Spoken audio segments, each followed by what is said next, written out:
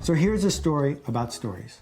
Claudia Fritz, a researcher, did the following study. She set up in a beautiful theater and had a priceless Stradivarius violin and 3 modern violins. And then she brought in concertmaster violinists from various philharmonics and blindfolded them and said, here's a violin, please play it. And she let them play all the violins. And when the data was in, it was incontrovertible.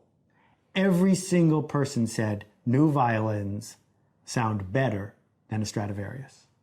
Here's the thing, no one plays the violin blindfolded.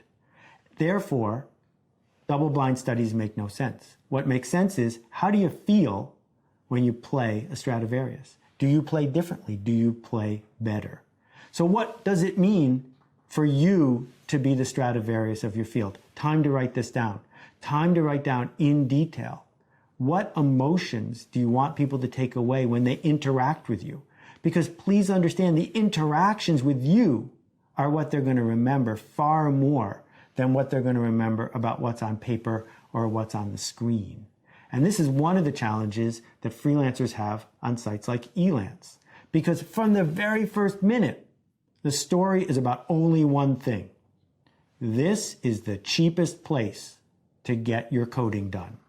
You came to Elance so we could bid against each other to be the cheapest. So you can go back to your boss and say, good news, I bought the cheapest. So by definition, as we talked about a few minutes ago, it's very simple. Choose your customers. Elance customers are not your friend, because by the time someone got to Elance, they've already decided they don't want to pay extra for good. They don't want to pay extra for any story other than, I got the cheapest. So what we have to figure out are other channels to reach people by. This is the bane of the amateur freelancer.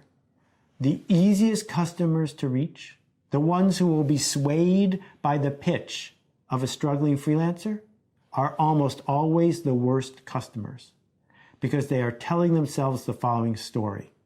Oh, I can take advantage. There are 4 guys with snow shovels on the corner. I'll bid low. Because since they already had to go to the corner, they're long past the convenience thing. They look around, they say, I'm going to feel good about this because I should be shoveling my own walk. I'm not doing it, but I got some guy to do it almost for free. And that position is not one you want to have.